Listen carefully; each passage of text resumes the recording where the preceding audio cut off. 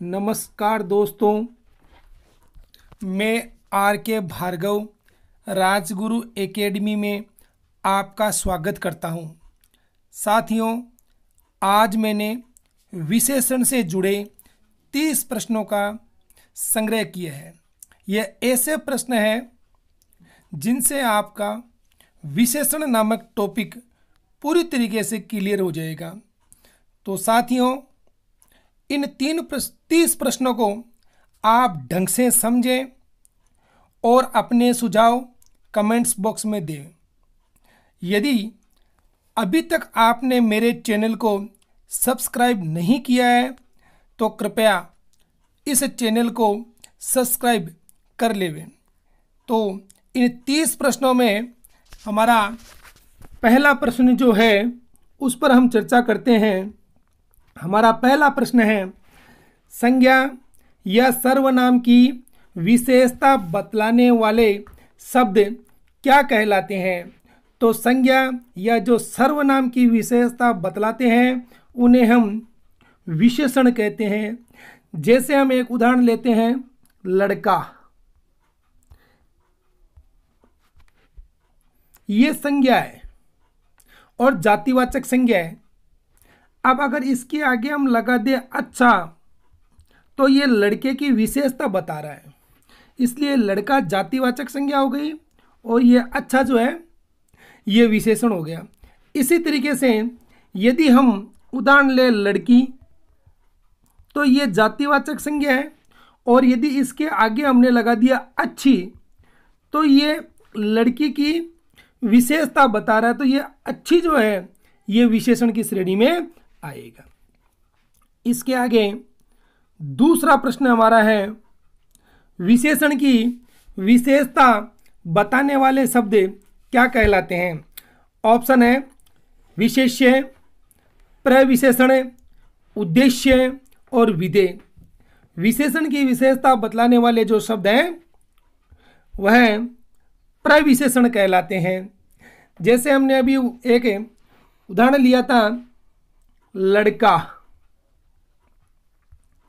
ये जातिवाचक संज्ञा है, इसके आगे हमने लिखा सुंदर,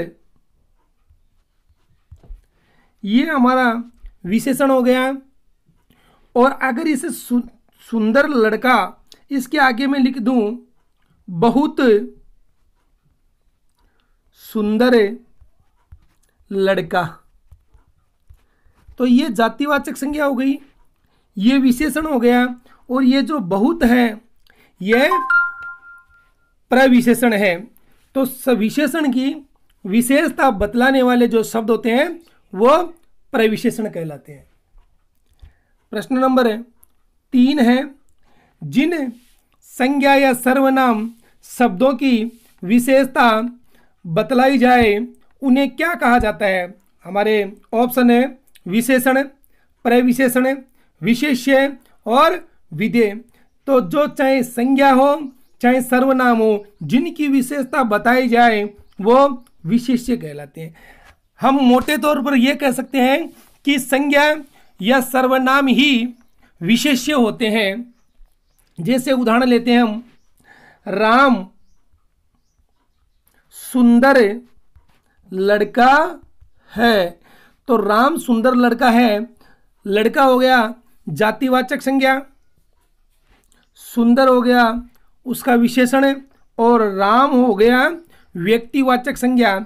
और यहाँ राम की विशेषता बतलाई जा रही है, इसलिए राम क्या हो गया हमारा विशेष्य।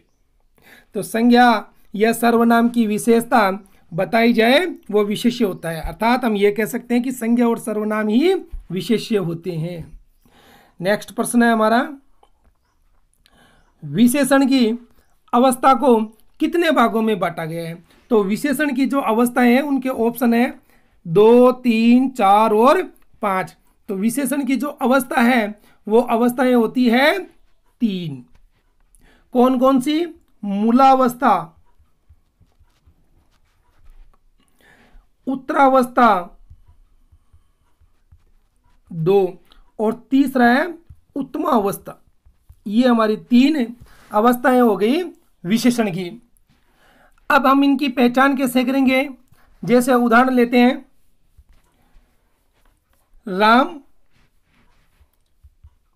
सुंदर लड़का है। तो ये जो उदाहरण है ये हमारी मूलावस्था का उदाहरण है। क्यों?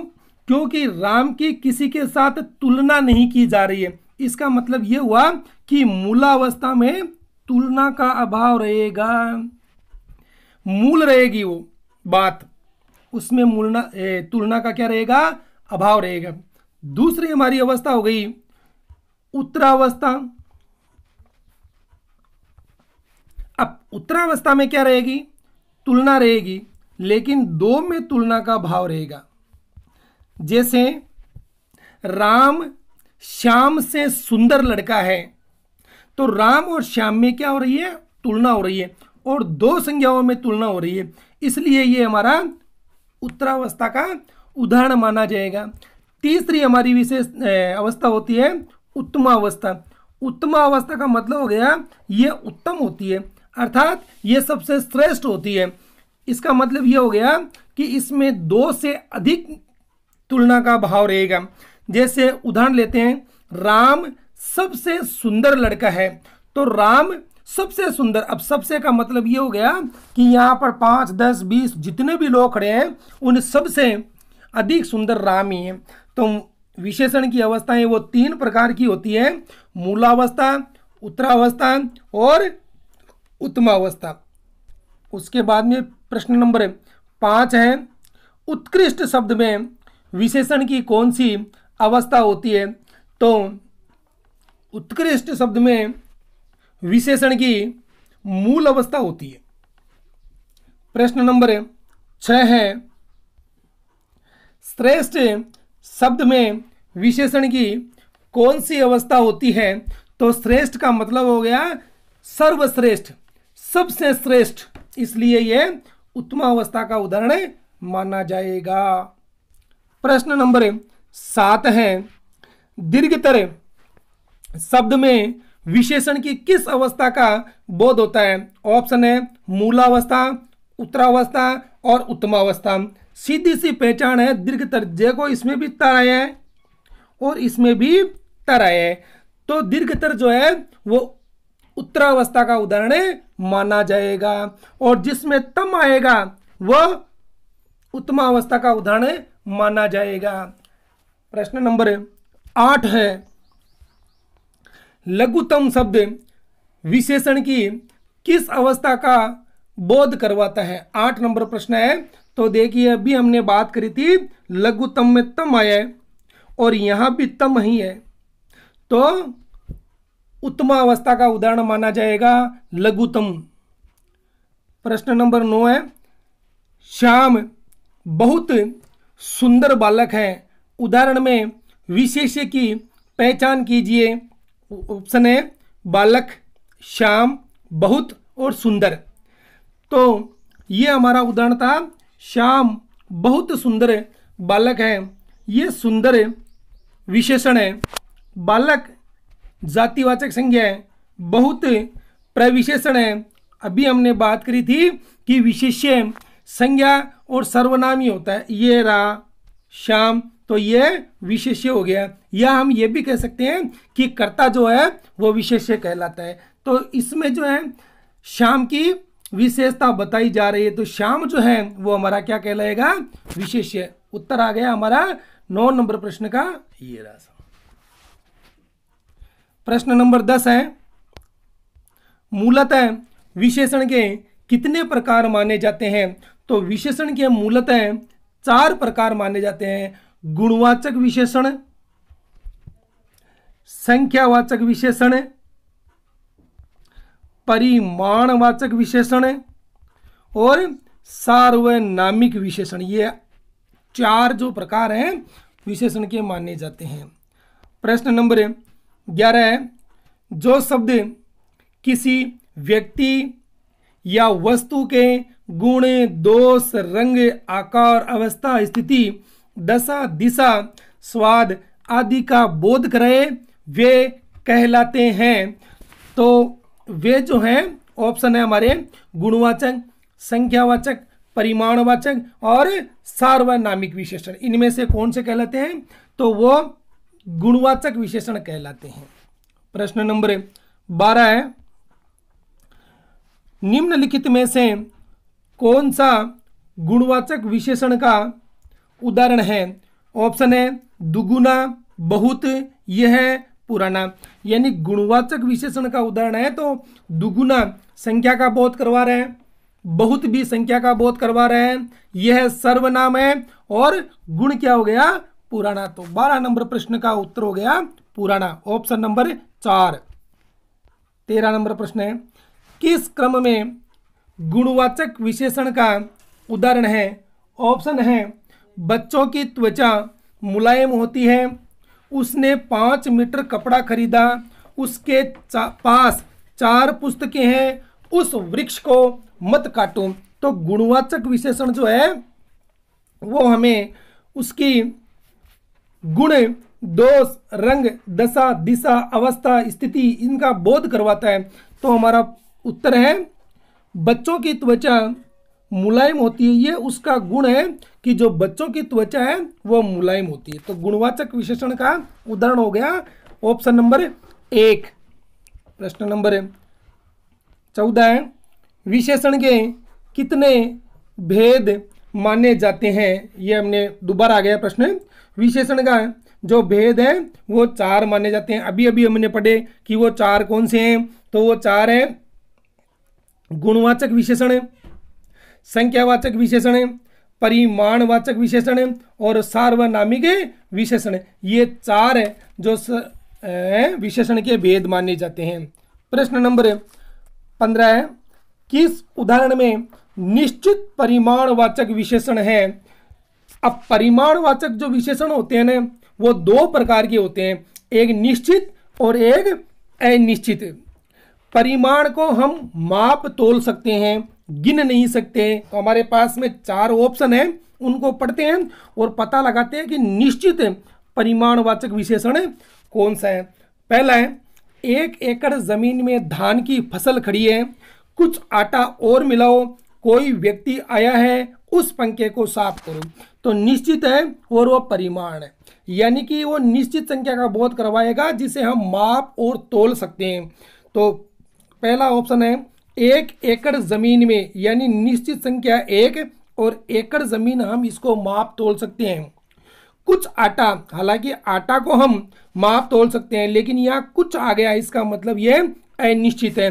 कोई व्यक्ति आया है, अब कोई जो है ना व्यक्ति है तो व्यक्ति को हम गिन सकते हैं, उस पंखे को भी हम गिन सकते हैं, जबकि परिमाण में गिना नहीं जाता है। इसलिए ऑप्शन नंबर 1 हमारा सही हो गया। 1 एकड़ जमीन में धान की फसल खड़ी है।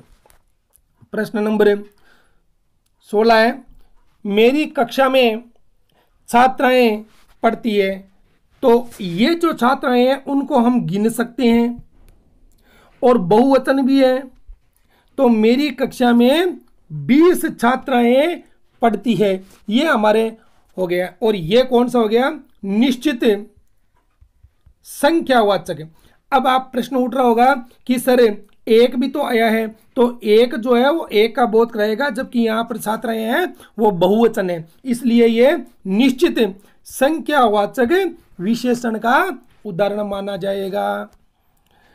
ढेरों और 50 ये भी बहुवचन का ही बोध करा रहे हैं, लेकिन यह फिक्स है कि मेरी कक्षा में 20 छात्राएं पढ़ती है। हम ऐसे नहीं कह सकते मेरी कक्षा में ढेरों छात्राएं पढ़ती है, मेरी कक्षा में 50 छात्राएं पढ़ती है।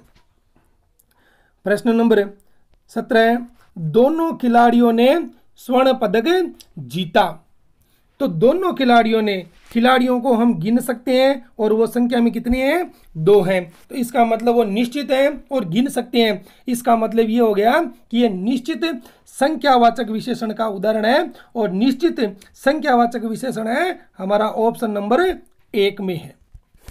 प्रश्न नंबर 18 है, परिमाणवाचक विशेषण के कितने भेद माने जाते हैं? अभी हमने थोड़ी देर पहले बात करी थी कि परिमाणवाचक विशेषण के कितने भेद होते हैं। तो परिमाणवाचक विशेषण के 2 भेद होते हैं, एक निश्चित और एक अनिश्चित। तो परिमाणवाचक विशेषण में जो उत्तर सही होगा वो होगा 1। प्रश्न नंबर 19 है, राम बाजार से 4 किलो आटा लाया में कौन सा विशेषण है? ऑप्शन है निश्चित परिमाणवाचक, अनिश्चित परिमाणवाचक, सार्वनामिक और गुणवाचक। देखिए, राम बाजार से 4 किलो आटा, आटा जो है हम इसको माप और तोल सकते हैं, यानी तोल सकते हैं हम आटा, और ये 4 किलो, इसका मतलब संख्या कैसी हो गई? निश्चित हो गई। और निश्चित में भी कौन सी हो गई? परिमाणवाचक। प्रश्न नंबर 20 है, विशेषण से पहले आने वाले विशेषण को क्या कहते हैं? देखो, स्थान के आधार पर विशेषण को 2 भागों में बांटा गया है, एक उद्देश्य विशेषण और एक विधेय विशेषण। उद्देश्य विशेषण वह विशेषण होते हैं जिनका प्रयोग विशेष्य से पूर्व में किया जाता है, और विधेय विशेषण वे होते हैं जिनका प्रयोग विशेष्य के पश्चात किया जाता है। हमारा ऑप्शन प्रश्न है विशेष्य से पहले आने वाले, तो विशेष्य से जो पहले आने वाले हैं वो उद्देश्य विशेषण ही कहलाते हैं। प्रश्न नंबर 21 है, विशेष्य के पश्चात प्रयुक्त विशेषण को क्या कहते हैं? अभी हमने बात करी थी, जो पूर्व में आएंगे वे उद्देश्य और जो पश्चात में आएंगे वह विधेय कहलाएंगे। प्रश्न नंबर 22 है, कुछ छात्र पिकनिक पर गए हैं, वाक्य में कौन सा विशेषण है? यानी कुछ छात्रों को हम गिन सकते हैं, लेकिन हमें यह पता नहीं है कि वो कितने हैं। कुछ है, इसका मतलब संख्या तो हो गई बच्चों की अनिश्चित, और वो हो गई संख्यावाचक, तो अनिश्चित संख्यावाचक का यह उदाहरण माना जाएगा। उस सभा में लगभग 1000 व्यक्ति थे, तो ये 1000 व्यक्ति हैं, इनको हम गिन सकते हैं, लेकिन लगभग शब्द आने की वजह से ये हो गया कि कितने, 900, 950, 1050, लगभग कितने। तो प्रश्न है हमारा, उस सभा में लगभग 1000 व्यक्ति थे, उदाहरण किस विशेषण के अंतर्गत आएगा? तो इसका मतलब संख्या तो हो गई अनिश्चित, और इनको हम गिन सकते हैं, इसका मतलब ये हो गया अनिश्चित संख्यावाचक विशेषण, ये हो गया साहब। प्रश्न नंबर 24, निम्नलिखित में से सार्वनामिक विशेषण है। थोड़ा सा इसको ढंग से समझना है अपने को, बाकी कोई विशेषण में दिक्कत आती नहीं है कहीं भी, केवल सार्वनामिक विशेषण को समझने में हमें अपना थोड़ा सा दिमाग लगाना पड़ेगा, लेकिन ज़्यादा दिमाग लगाने की जरूरत नहीं है। सार्वनामिक विशेषण जो है उसका निर्माण हुआ है सर्वनाम से। सर्वनाम हमने ढंग से पढ़ रखे हैं, इसका मतलब ये हो गया कि सार्वनामिक विशेषण जो रहेंगे वो सर्वनाम से निर्मित रहेंगे, और ये संज्ञा से पूर्व में लगे रहेंगे, पहले से लगे रहेंगे, वो हमारे सार्वनामिक विशेषण कहलाएंगे। तो देखो, निम्नलिखित में से सार्वनामिक विशेषण है, हमारे ऑप्शन है जो संज्ञा के पहले आता है, जो संज्ञा के बाद आता है, जो सर्वनाम के बाद आता है, इनमें से कोई नहीं। मैं तो ये कहता हूँ अगर सार्वनामिक विशेषण है अगर आपको पहचान करनी है तो केवल एक ही ऑप्शन ध्यान में रखो, जो संज्ञा के पहले आता है सार्वनामिक विशेषण होता है। प्रश्न नंबर 25 है, आज मैंने अधिक संतरे खरीदे। तो देखो, संतरे वो तोले जाते हैं, लेकिन अधिक का मतलब हो गया कितने, इसलिए संख्या तो हो गई अनिश्चित, और संतरे तोले जाते हैं इसलिए परिमाणवाचक का ये क्या हो जाएगा? उदाहरण हो जाएगा। प्रश्न नंबर 26 है, थोड़ा दूध चाहिए। अब दूध जो होता है ना वो तोला ही जाता है, और थोड़ा का मतलब क्या हो गया? थोड़ा का मतलब हो गया अनिश्चित। ये थोड़ा दूध चाहिए तो दूध जो है मापा जाता है, इसलिए ये अनिश्चित परिमाणवाचक का उदाहरण माना जाएगा। 27 नंबर प्रश्न है हमारा, वह बहुत मोटा आदमी है।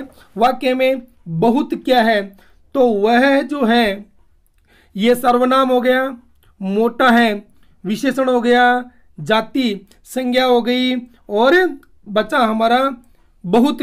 तो एक बात कर, ऑप्शन देखते हैं क्या है इसमें। ऑप्शन है विशेषण, प्रविशेषण, उद्देश्य और विधेय। तो विशेषण की विशेषता बताने वाले शब्द क्या कहलाते हैं, प्रविशेषण। ये विशेषण मोटा और ये इसी की विशेषता बताया जा रही है, इसलिए ये क्या हो गया, प्रविशेषण। प्रश्न नंबर 28 है, सार्वनामिक विशेषण उसे कहते हैं जो, ऑप्शन है हमारे, संज्ञा सर्वनाम की विशेषता सर्वनाम से प्रकट करते हैं। 2 नंबर है, जो सर्वनाम की विशेषता प्रकट करते हैं। 3 नंबर है, जो सर्वनाम की विशेषता सर्वनाम से प्रकट करते हैं, जो सबके साथ परिचित होते हैं। तो हमने अभी थोड़ी देर पहले ही बात करी थी कि संज्ञा की विशेषता सर्वनाम से प्रकट करने वाले जो विशेषण है वो सार्वनामिक विशेषण कहलाते हैं। इसलिए सार्वनामिक विशेषण का जो उत्तर है वो हमारा हो जाएगा संज्ञा या सर्वनाम की विशेषता सर्वनाम के माध्यम से प्रकट की जाती है। प्रश्न नंबर 29 है, निम्न में से कौन सा उदाहरण सार्वनामिक विशेषण का नहीं है।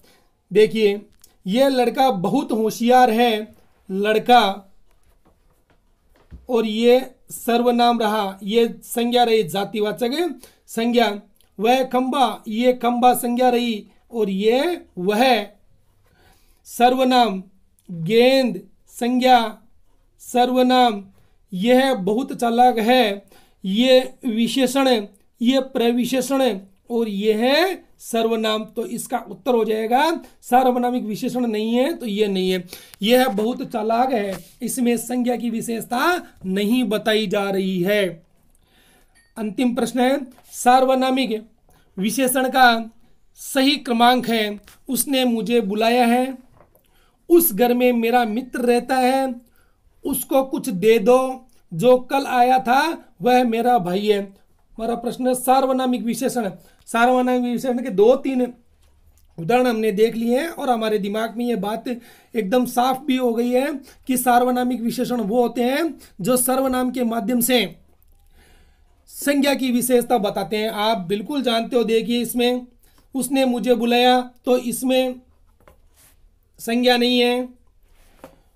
उस घर में मेरा मित्र रहता है, ये रहा आपका सर्वनाम, ये रही संज्ञा। उसको कुछ दे दो, इसमें संज्ञा नहीं है, सर्वनाम है। जो कल आया था, बिल्कुल इसमें संज्ञा सर्वनाम है, पर यहाँ पर संज्ञा नहीं है। तो ऑप्शन हमारा नंबर 2, उस घर में मेरा मित्र रहता है, 30 नंबर प्रश्न का सही उत्तर रहेगा।